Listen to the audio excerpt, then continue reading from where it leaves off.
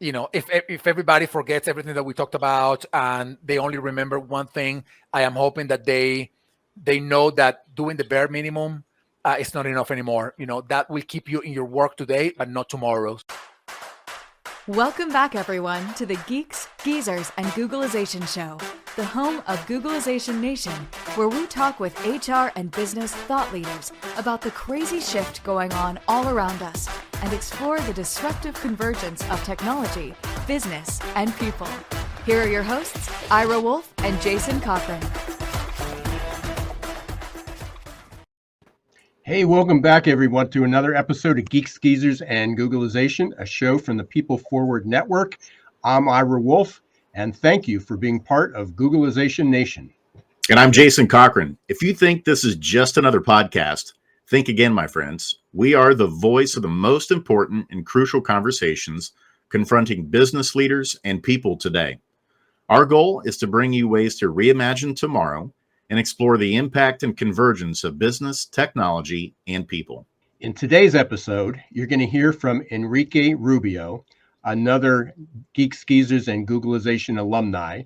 He's founder of Hacking HR, so many of you may be familiar with him, and he's also a top 100 global HR influencer.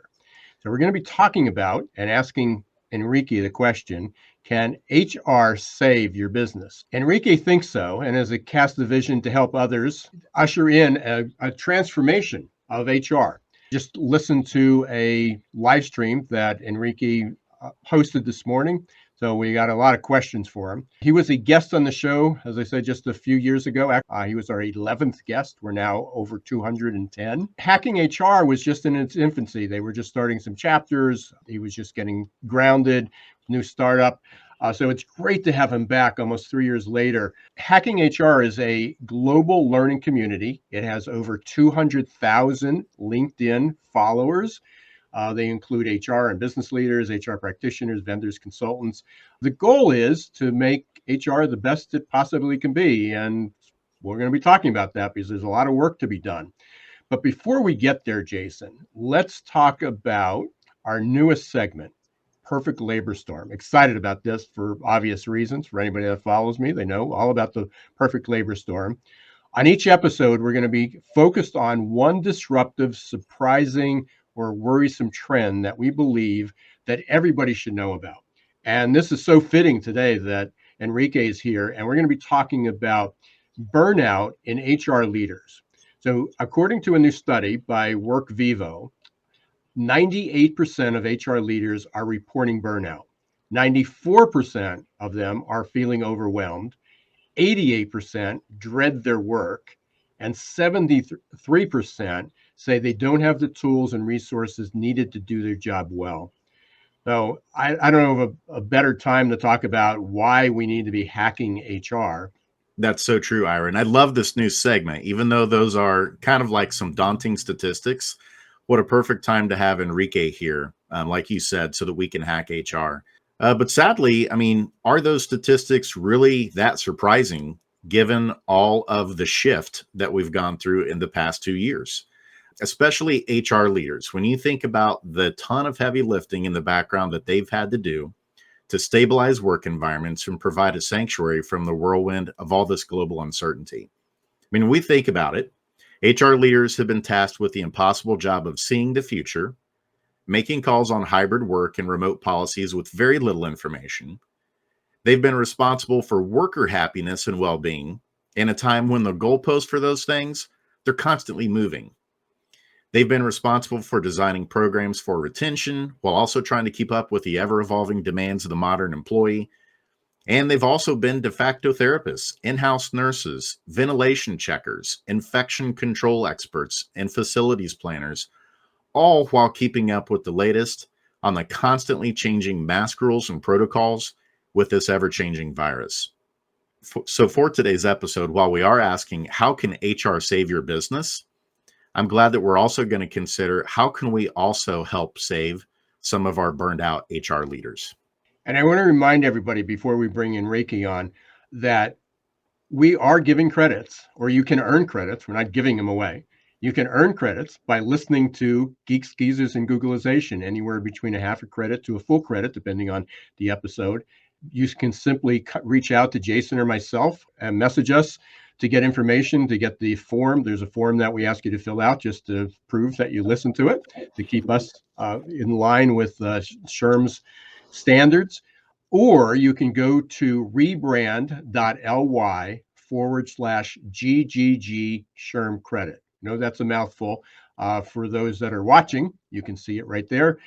For those that are listening, rebrand.ly/GGG SHRM credit. And it'll pull up the form, submit that, and we will then send you the activity code. And please, when you have a chance, if hopefully you like what you hear, go up and leave a review about Geeks, Geezers, and Googlization on your favorite podcast channel, and leave a rating.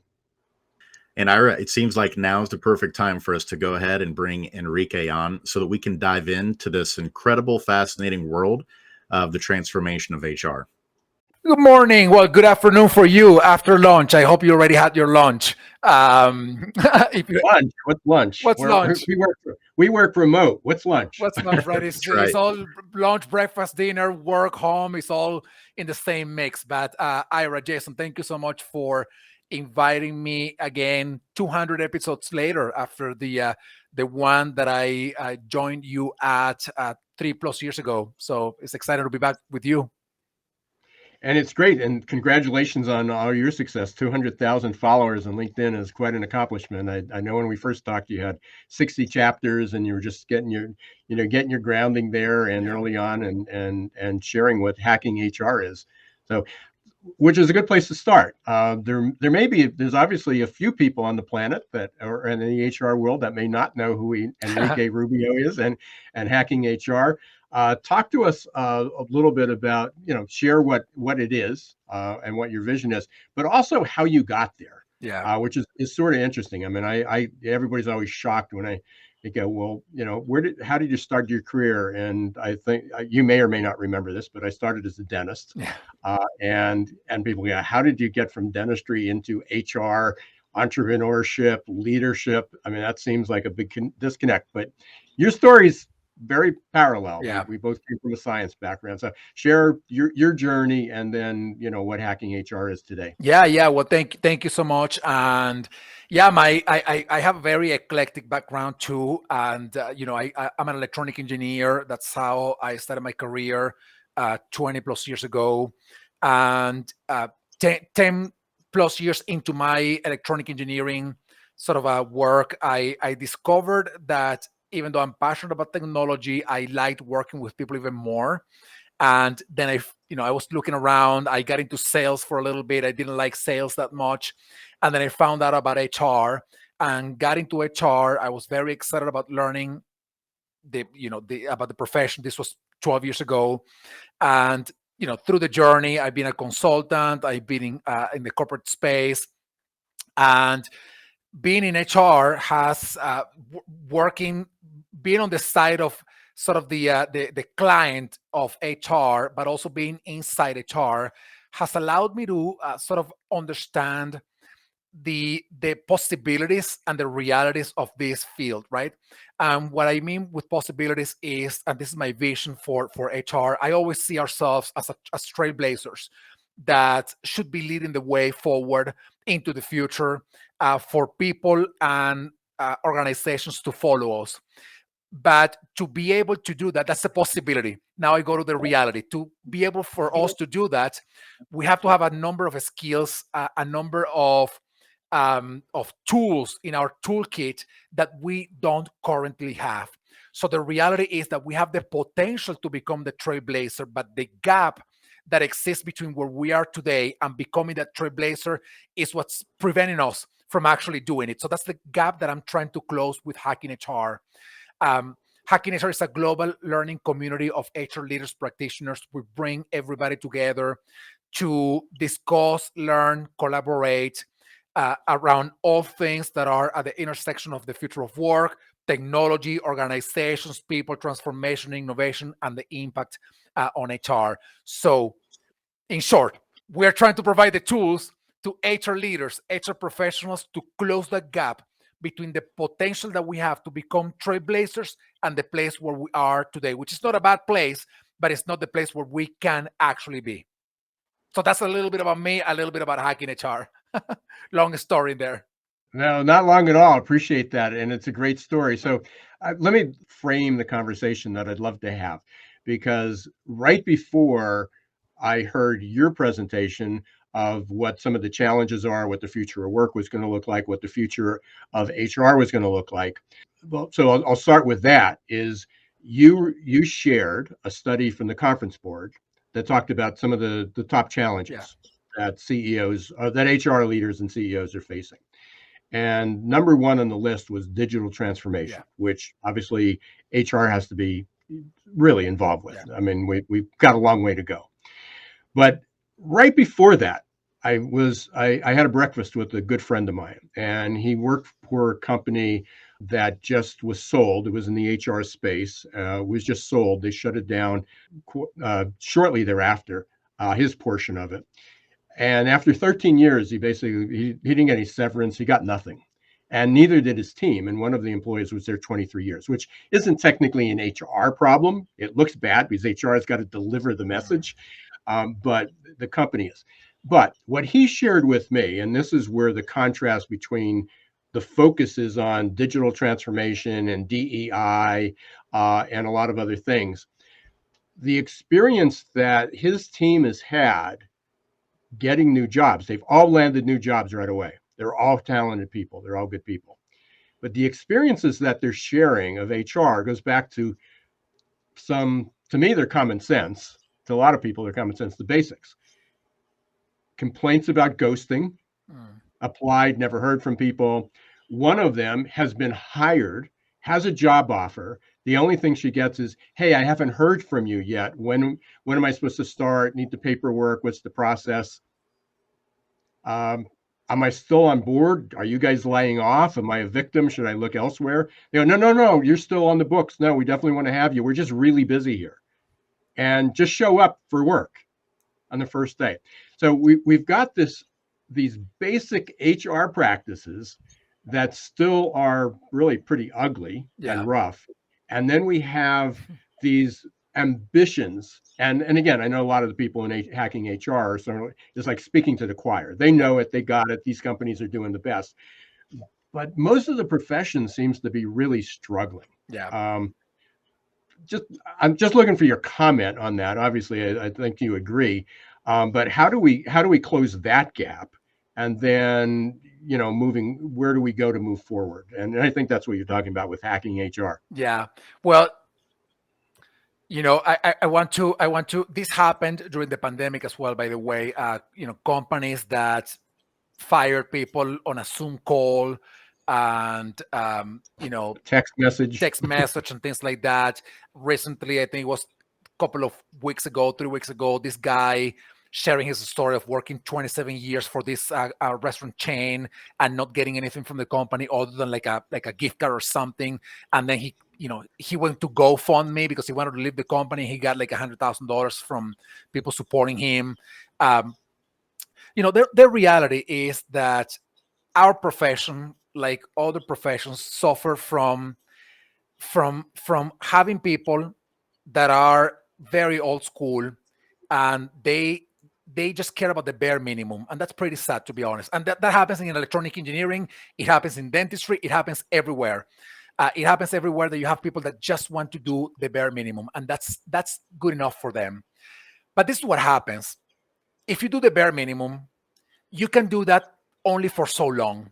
There's going to be a point in time when somebody will notice that the bare minimum is not enough anymore, that the bare minimum is not delivering value, that the bare minimum is not helping the company attract better talent or retain better talent or create great cultures or becoming a great place to work. And once that happens, if the business leaders are committed to creating a culture of of a people-centered organization, and they realize these guys from HR are delivering the bare minimum. They are ghosting our candidates. They are telling them, "Oh yeah, come to the office, start doing whatever." I mean, we put a handbook on the table for you to read while we find the computer that we're gonna give you. I've been through that, by the way. When those business leaders realize that those HR people are behaving in that way, they will tell them, I'm sorry, but goodbye. I mean, this is not what we're looking for. That's the kind of realization that will happen when a crisis sort of emerges, and when you find yourself in a place where this HR is not the kind of HR that we want to have for this company. But for that to happen, you have to have the kind of business leaders who understand the value of building a people-centered culture. Because very often, those HR people are the reflection of the way their management or leadership team behave. If you have a CEO, say a company of 1,000 people, you got a CEO, you may have a 2-3 people HR team, most likely an HR director or VP leading the team, recruiter, and a specialist. If the HR person say that is very progressive, forward-looking, trying to meet with the CEO, and the CEO saying, I don't have time, do whatever, I don't care about that, that behavior will trickle down to the way HR behaves with everybody else. So if I'm not just trying to remove the blame from HR, what I'm trying to say is that you may have HR people that are very progressive working in crappy companies. You may have awesome companies that have very crappy HR functions, in which case, the company leaders will have to make the determination about whether those HR people in that team are delivering the kind of vision, the kind of value that they want to deliver. But at the end of the day, regardless of whether it's the leader or the company or the culture, my call to everybody who's listening to or watching to this conversation, my call to you is to realize the power that you have to create a better experience for everybody. Because one day you will be sitting in that same place, and you won't want to be treated like garbage. You don't want to be ghosted. You don't want to be told just come there and sit and do whatever you have to do, or come to the office, or you're fired via text message. You don't want to be treated that way. So don't treat people that way. And I'm not just talking about the vision that I have for HR of trailblazing and leading the way. I'm talking about a little bit better than the bare minimum. If you don't want a candidate anymore, just call them and say, you know what, our priorities change. I am really sorry. I understand. I'm gonna try to help you in this and that other way. Whatever it is, but do more than the bare minimum, because at the end of the day, it's not just your company. I think that in the long run, it is each of those individuals who are delivering the bare minimum, the ones who will suffer, because they won't be employable. And they won't be employable because they have a mindset that keeps them doing only the bare minimum.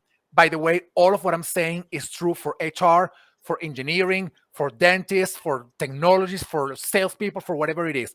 If you are doing the bare minimum, if you're not investing in doing a better work, if you're not investing in yourself, if you're not pushing yourself on an ongoing basis to do better, to more effectively, and to build, in the case of HR, a human-centered culture, I think you are the one individually. You are the one who's going to suffer, because you're going to try to find another job 2, 3, 4, 5 years from now, and who's going to want to hire you? If that's being your history, right? So it's a little bit about creating more value for companies, and it's also a little bit about creating more value for your long-term employability. Enrique, I love the paradigm that you shared there, that it should be a race to the top, not a race to the bottom. Yeah. Just on LinkedIn yesterday, they had an article that was talking about how many business executives are reporting that they're hoping for a recession because it'll force people to come back to work. So they're hoping for crappier conditions to put the squeeze on people so that they'll come back and do what they want them to do. Yeah. And we need more organizations like Hacking HR that are flipping the script on that and saying, no, that's not the mindset we need to have. We need to have amazing workplaces that attract people that want them to make their best contributions. And so when you're talking earlier about the goal of Hacking HR is really to fill in those gaps from where we are currently in HR to where we need to go. Yeah. Can you share some insights on what are some of those particular skills, or what is the appetite for most of the HR leaders when they attend your incredible events? What are some of the things that they're looking for to take that next leap forward and a step toward the future. Yeah. Um, well, I want to begin by saying, something about your first comment, and that is that I think a lot of us had the a great expectation of things changing radically in the world of work because of the pandemic. And for a lot of us, we are hitting some walls now, right? And the walls of reality, meaning that many companies don't want to change. They don't care about changing. A tragedy, not even a crisis, a tragedy that COVID didn't change them. And what I think about is, if that tragedy didn't change them and the way they behave and operate, I don't know what will. I have no idea what will change them.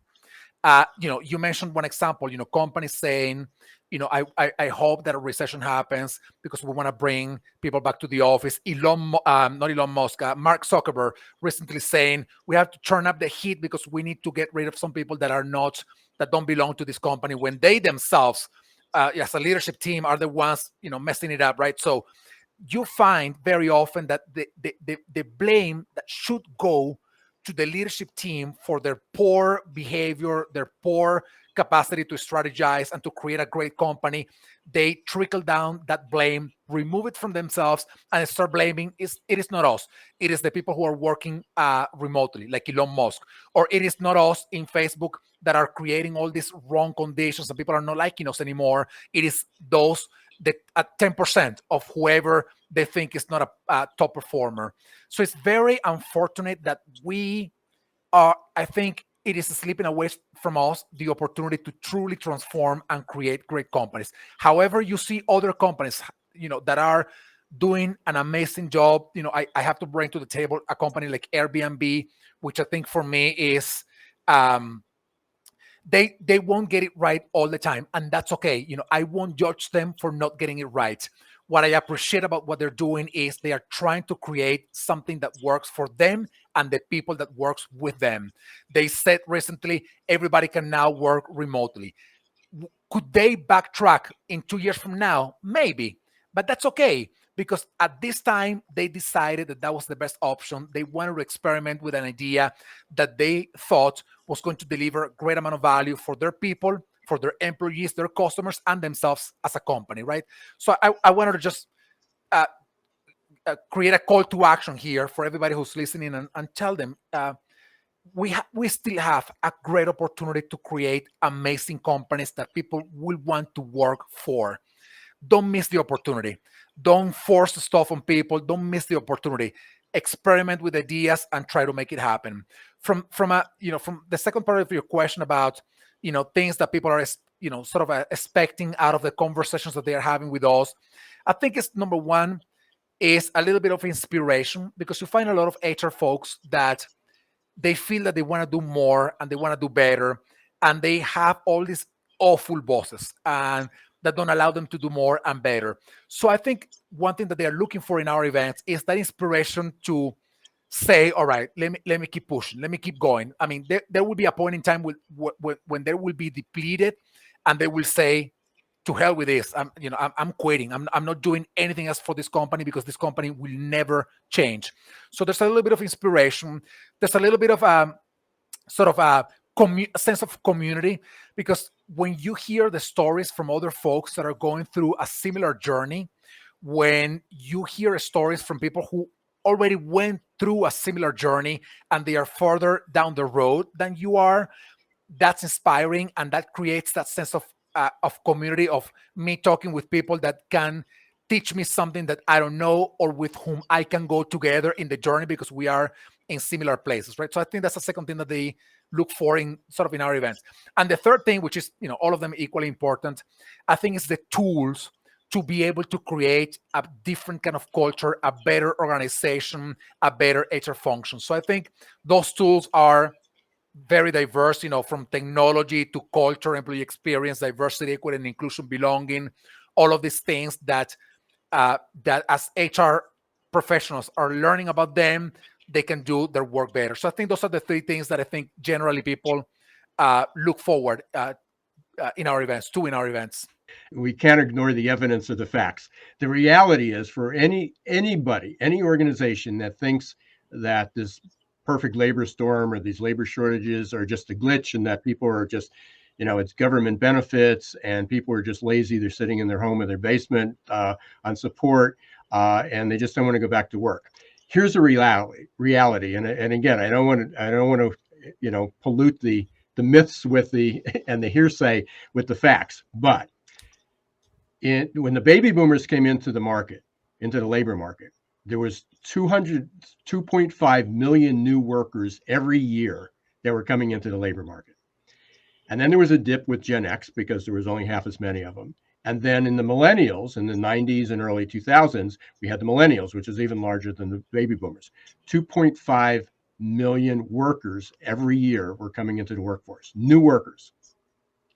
We are currently, and this is the projection for the next 10 to 20 years, under 500,000 people, new workers coming into the workforce. Wow.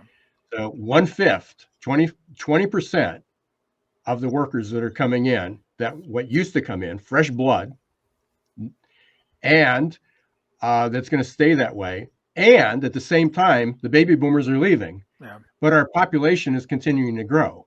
So when the baby boomers came in, they were injecting it, but the population was almost 100 million people smaller than it is now. So now we have a larger population. We have all the aging baby boomers that need all the care. They want health care, but they also want to travel. They need financial work, all those services that they want. And there's not a lot of new blood coming into the workforce because our fertility rates are down. Our immigration is slow to a trickle. It's complicated. So for all those employers that are saying, we hope if the economy slows down, then people are going to be hungry and they want to come back to work. Some will. That will improve it for some companies and some people. But in the big picture, it's not going to change. Yeah. There's just not enough people that are coming in. And then we have an education crisis. So we're going to be talking about this for a long time. And obviously, we're going to have to do a lot of hacking of HR down the road. And I love that you talk about a journey. It's a journey without a definite destination. We know what our goal is and our vision, but it's that mountaintop. Yeah. But how we get there, the path is going to change, quite a bit, which leads us to a good point to take a short break. And we're going to come back and we're going to continue talking about this, what some of the challenges are, where do you see hacking HR going, what's the future of HR. But thank you for being part of Googleization Nation. Thank you for listening to Geeks, Geezers, and Googleization. We got Enrique Rubio, an alumni of Geeks, Geezers, and Googleization, back after 3 years talking about hacking HR. We're trying to figure out how to close that gap from where we are to where it needs to go. Yep. So please stay tuned. We're going to hear about adaptability, something that we absolutely need. So we'll be back in 1 minute. For most of us, change is freaking terrifying, and unfortunately, there's no app to adapt. That might change in the not-so-distant future, but for now, we're on our own. That means we can either accept our default future or reimagine our tomorrow. For those of you who choose default, good luck. Just remember, there's no pause button for change. You can't turn back the clock, and there's no get-out-of-jail-free card in this age of perpetual uncertainty. Like it or not, change will happen all around us. And that change is not becoming just more disruptive and frequent, but volatile, uncertain, complex, and ambiguous, or VUCA. Fortunately, you can make change work for you and turn it into your personal and competitive advantage. Reimagine your future to one in which you're living with purpose, you're happy, and you're growing, thriving, and flourishing. If you're ready to rewrite your next life chapter and regain control of your destiny in this never normal world, your journey starts here. Contact the leader in adaptability and making change work for you, your team, and your organization. Ira S. Wolf, adaptability.expert. Hey, welcome back, everyone, to Geeks, Geezers, and Googleization. We're here with Enrique Rubio today, talking about hacking HR. Just again, such a fitting topic when we're talking about change and growth mindset. We had a couple comments here. I just wanted to hit those. I want to thank everybody who's providing those. There was a comment about, didn't give the name here, but bare minimum does not cut it anymore. We talked about doing the bare minimum. Needs to be a mindset shift. Yep. Thank you for that setup. We talked about mindset shift. And also I want to remind everybody that you can get a demo of our new program, AQ Plus Mindset, at rebrand.ly/mindset demo. It's a 30-day coaching program about how to develop a growth mindset, which fits into, Jason, I don't know if you were thinking this when Enrique was talking about in the first part of the show about change and disruption. We have a great guest coming up, I believe in 2 weeks. The podcast will drop in about 2 weeks with Whitney Johnson. She has a new book called Smart Growth. She has 1.5 million followers. So obviously there's a lot of people like what she has to say. And she was talking about how people need to learn how to disrupt yourself. We need to so for all the HR people out there that are sort of coasting or feeling that all I need to do is put in I only have 10 more years in my career, so I'm just going to coast out. I don't know if you last that long, but for others who are interested, some good guidance there. So stay tuned. In 2 weeks will be you can get the podcast on with Whitney Johnson on Disrupt Yourself. But we're back today with Enrique. Yeah, one of the comments, great question, Enrique, that they teed up here. Her name's Samia, and she wanted your thoughts about outsourcing HR, or maybe certain parts of HR, just like payroll companies or law firms. What's your take on that? Whatever is transactional that can be automated and or outsourced, why not? And I don't think it's about outsourcing HR or automating HR. It's outsourcing or automating the more transactional parts of it. And even though today some of it can be outsourced to another person who does more administrative work, I think eventually all of that will be done by technology. Today we have technology capable of doing a lot of the transactions that HR generally runs. And in theory, the theory says that what should happen once you have outsourced or automated all those processes, that you get more free time to do more of what adds value. And I have no idea why. There's a Parkinson's law of filling up time with whatever it is to complete the time that you have available to do it.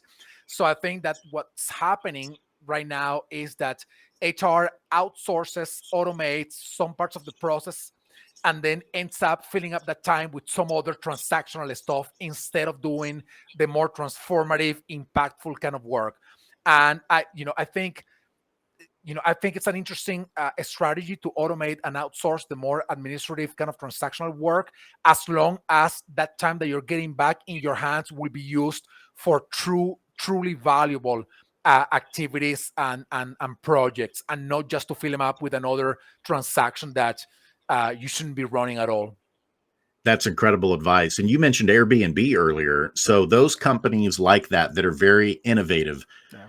What are some of the things you can share with us today that you're seeing innovative companies like them doing in terms of HR? So if they are able to automate some of those more compliance, repetitive type of tasks, what are the things they are putting back in the bucket that are more strategic, that they're really focusing on, that are helping them take things to the next level? Yeah, I want to mention a couple of them. One of them is taking the time to build culture, to create great culture.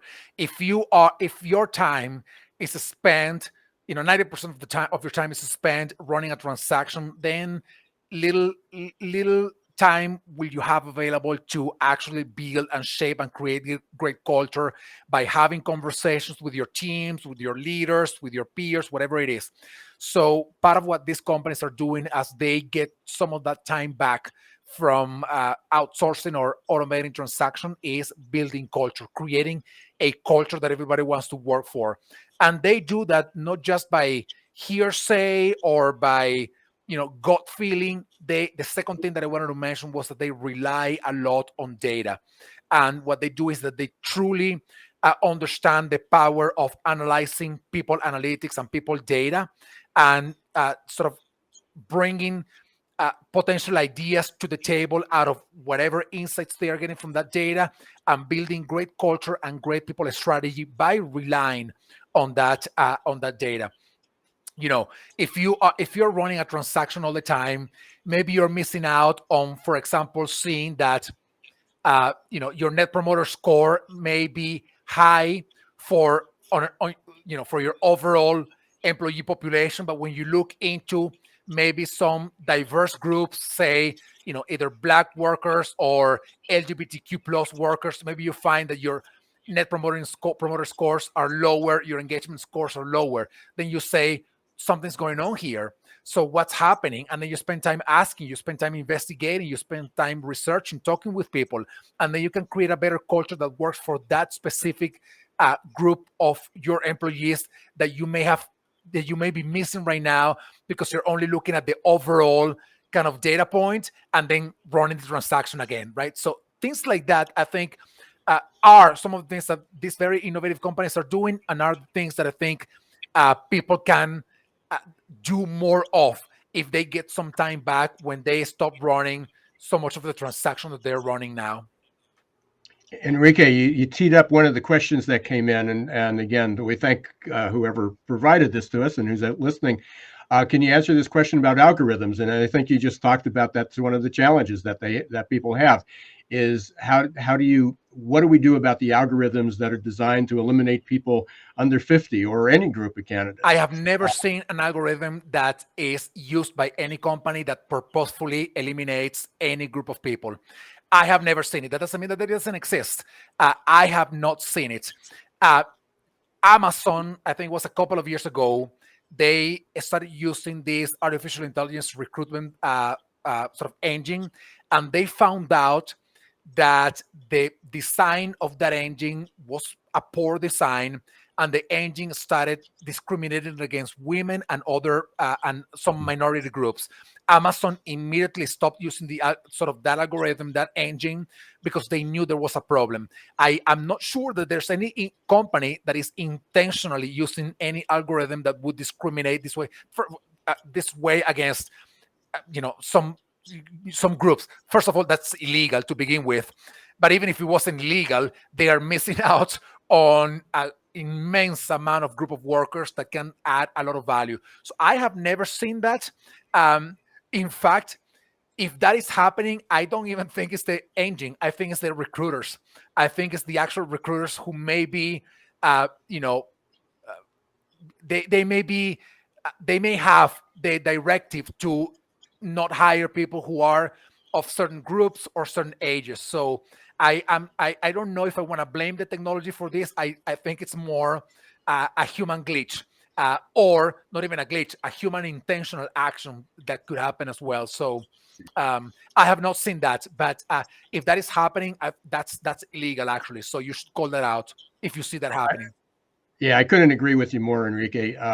When I'm thinking, I do hear these stories of managers or recruiters, or I just got just the other day a phone call is like, what do I do with my boss who says it was subtly saying that we know we can't put this in our job postings, but we want to look at people that are only between 35 and 45 years old. Yeah. So again, and that's what algorithms are. I mean, basically, if an algorithm is taking the data that you had, and the data that you had was intentionally or unintentionally discriminating, or there were managers who were discriminating with that all it does is it puts it on steroids. Yeah, so, yeah. Well, I don't think it's the algorithm itself. Yeah, well, solving the algorithm problem, it's that case that you're mentioning. It's honestly a really easy fix. It's just, if that is actually happening from the algorithm perspective, it's an easy fix. It's just changing a couple of lines of code. What's difficult is changing the mindset of that manager to make them understand that what are they looking for? What are you looking for what are you looking for to begin with? Why do you even need somebody who is from 25 to 45? Why not somebody from 50 or 20, right? So changing that mindset, that's way more difficult. That requires way more than 2 lines of code to change. Yeah, which just proves about, and I've talked about this, and you've had many guests on your panels, talk about how the criteria for selection. And I still struggle with this. Yeah. The companies say that, well, we need somebody who has at least a 2-year college degree, or at least a college degree, but 5 years and 5 years of experience. I said, well, what if you had somebody who had 15 years of experience but only had a 2-year degree? Yeah. Yeah. And Well, they go, oh yeah, well we might consider them. Well, then yeah. it's not a minimum of 4-year degree, Yeah. or it's a criteria. There's something else that you're looking for. What the algorithm helps people do is really identify what you're looking for. But if you're throwing in all biased data and all you do is hire people that have college degrees and 15 years of experience, or 2 year or a college degree and no years of experience, if that's the only people you hire because it's low pay, that's the amount of information that the algorithm gets to get better at Yeah. Yeah. picking out. Yeah. And in addition to that, honestly, I think any organization that doesn't think more creatively about the possibilities of talent to do the work that they need them to do is just being lazy. That's that, like when you see job postings, sometimes and I look at them, in the case of HR, I look at some of them and I say, I can bet that if I asked the recruiter from this company why they are requiring this or this or this or that other skill, they would have zero idea of what they are doing. It's only that they are copying it from somewhere else and they paste it in there. They were just lazy. As simple as that. I think That's that what the hiring, that's what the hiring manager told me to put in. yeah, Where the last person we hired, the yeah, last person we had didn't have a college degree and it didn't work out, yeah, which means exactly, that yeah, everybody. yeah, Yeah. exactly, yeah. So, So so Enrique, yeah, we're sort of coming up toward the end, unfortunately, yeah. and we can talk forever with you. There's so much to talk about. Is there anything that we didn't cover that you would like to talk about? No, I think this has been a great conversation, and I'm hoping that, to me, if everybody forgets everything that we talked about and they only remember one thing, I am hoping that they know that doing the bare minimum is not enough anymore. That will keep you in your work today, but not tomorrow. So, make sure that you are investing in yourself, above all in yourself as a professional, so that you remain employable. And that means you add value today to your company, but you can add value to another company if you want to be hired by someone else tomorrow. So the bare minimum doesn't cut it anymore. You got to invest in yourself and continue to grow and develop your skills and your mindset to do better things. Not just more. That doesn't necessarily mean better. To do better, that's a different kind of a thing. So, Enrique, just a few more questions here at the end. We want to help everybody get to know you a little bit better on a personal level. So, we're going to ask you a few rapid fire questions here. And let's start with this one. On your LinkedIn profile, it says that you are a vegan ultra runner. Yeah. Tell us about what is an ultra runner? An ultra runner is somebody who runs very long distances that are very much larger or longer than a marathon. And that's what I do. So, I'm a runner and I do races. I'm a competitive athlete. So I do races that are way longer than a marathon. So that's what an ultra runner is. Very cool. And for those who are actually watching today, there are a lot of beautiful pictures that you have in your background. Are those some of the places where you've done ultra running? Those are my pictures. I haven't done any ultra races in any of those places. Those are some of my favorite places, like, on this side where it is, here it is. That's Mount Rainier, which is my favorite national park out here. This is Glacier National Park up in Montana, which is my favorite place in the universe. There's the arches of in Moab. You see over here, you see that bison in Yellowstone. This out here. You don't see them that well, but that's my second favorite animal. Those are bighorn sheep. I took that picture in the Badlands in South Dakota. So those are some of my favorite places in the world. I love it. And you just teed up the next question. You said bighorn sheep are your second favorite animal. So what's your favorite animal? Bears. Bears is my favorite animal. I love grizzlies. I love black bears. I love them. They are, to me, they represent, they are strong, but they care so much about their babies, and, they are fearless, but also they are respectful of, what's happening around them. So I think they embody, I don't know, beautiful qualities, I think. I love it. And it sounds like what you're trying to do is set up some more HR leaders to become like bears, the way you just Become like described bears. it. Yeah. I love it. Yeah. Absolutely. Last one here. Let's go down the music road a little bit. Do you have a favorite band or musical artist?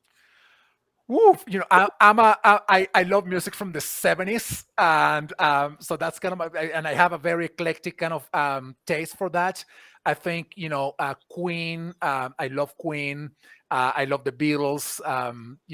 But I have a very eclectic. So I can listen to rap. I don't like much of the newer music right now because I don't think it has like a meaning on it. Like it's like empty. It's like sexual stuff that doesn't make you think. But you look at you listen to music from the past, like Queen, Prince, the Beatles, Michael Jackson, Madonna. There's like a lot of content in there. So I like all that music, but I have a very eclectic taste, so I can listen to anything. I love classical music too, by the way. When I'm working or something like that. Very cool. That sounds a lot like my wife. Whenever she pulls up the Spotify list, we have 4 kids. It's either Cocomelon that's playing or it's Notorious B.I.G. So she's got Yeah, quite the spectrum there, yeah, is what gets queued up. yeah. Enrique, this has been a blast. We'd love to have you back on again. But as we get ready to sign off here, what are some ways that people can get in touch with you and learn about the incredible events that you're offering through Hacking HR? Yeah, they can go to LinkedIn and follow the Hacking HR LinkedIn page. We post everything in there. We have a website too, Hacking HR, that I see that is in the banner down there. But you can just go to LinkedIn, look up Hacking HR, the Hacking HR LinkedIn page, or look me up, Enrique Rubio. And me and Hacking HR, we're always posting everything that we're doing. We'll post it on LinkedIn. Awesome. You're absolutely prolific. And we thank you for what you're doing for the HR profession to elevate and make it a race to the top instead of a race to the bottom. And we hope to have you on again one day. Thank you so much. Thank you, Ira. Thank you, Jason, for inviting me. This was exciting. Thank you. And stay safe. And thank you, everybody, for listening and tuning in. Exceptional episode. Again, so much to cover and so little time to do it. So again, I'll ask you my favorite question to you is what's your takeaway? What did you hear? He boiled it down. I loved how he came back around and he said, if there's one thing that you take away from today, it's stop doing the bare minimum. And you referenced it in your conversation with Mark that you had this morning, that these things that seem really small, like reaching out and letting people know if they haven't received an offer, or just keeping the lines of communication open, those seem like things that are trivial. And you might think to yourself, oh, I don't need to reach out to this person. They'll get it, or they know what to do. Don't make those assumptions. Those things are critically important. And so stop just looking at the bare minimum, but think about how you do create an amazing experience for candidates and for your employees. That was a big takeaway I got today. Yeah, I think my messaging, and especially with his story about Airbnb, or the example about Airbnb, is that they made a decision. And we didn't get to specifically talk about this, but the challenge with remote, hybrid, in-person work, what that combination is going to be, is people are making a decision, and there's almost people on the sideline waiting for that decision to be wrong. What happens, we'll wait a year and that won't work out. The reality is we're on this journey. And I think that was the message that he shared. And I think that was the important story, is that, yeah, maybe in 2 years, Airbnb or many of these companies that said we're going to be all in person or all remote or we're going to be hybrid are going to define that doesn't work. And I think the underlying story that he had there was that it depends on the culture of the company. It depends on your goal of the company. It depends on the purpose of the company. It depends on how well they connect. And there may be people that really do want to go back to work in that environment, and they do better and they grow and thrive in that particular environment. And that will work for them. But that may not be scalable. I mean, cultures can't be cloned. I mean, everybody likes the blueprint, that, the recipe, if we follow these 5 steps that we're going to have this great culture. But it works because that's the belief, and people worked hard at it, and they created, it's not the culture, but they created an experience that everybody shares, and they want to be part of that. So you have to create this experience. But in another company, maybe remote will work for Airbnb, but it won't work for its competitor or for another group.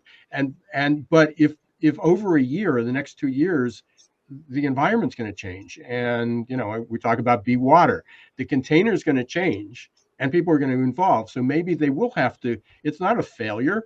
If they come back and they go, it didn't work exactly like we thought, so we're going to bring people back 3 days a week or 2 days a week, or we're going to have some roles that are here full time because that works best. And so I think the messaging that it's a journey and it's going to continually evolve, and we're it's way in the distance, but how we get there may have to change. So it was really good conversation, and especially the path, because people want quick answers. We're going back to the conversation that we had with Whitney Johnson, is that people want to disrupt themselves, but they're really impatient. When it doesn't work, they either go back to the way it was or try something new, and you have to be patient. That's right. And I'm glad that he referenced Airbnb today too, because one quick little fact for our listeners, the term employee experience, Airbnb is given credit as being the first organization that coined that term back in 2017. Another friend of the show, Jacob Morgan, talks about that in his book, The Employee Experience Advantage. So any chance we get to talk about Airbnb, obviously they understand employee experience, even though they might not get it right every time. They understand how important culture is and investing in those things. So glad that we got to kind of give them some kudos today too. Yeah. Well, we want to thank you, Googleization Nation, for tuning in today. And if you have not liked or subscribed to both Googleization Nation, which is our community, we'd love for you to do that. It's free. We're approaching nearly 10,000 members, which is really exciting. But we'd also appreciate it if you'd like and subscribe to the podcast, and also drop us a rating and review. Until next time, this is Jason Cochran signing off. And I'm Ira Wolf. I want to thank everybody, not only for being part of Googleization Nation, but also for everyone who participated today in the chat. We had a number of comments going on there. We were able to bring some of them up. I apologize that we couldn't bring them all up. But again, you helped enrich the conversation. Thank you for listening. Thank you for being part of it. Thank you for challenging us. And hopefully you'll be back next week and listen to our other episodes as well. So until next time, don't let the shift hit your plans.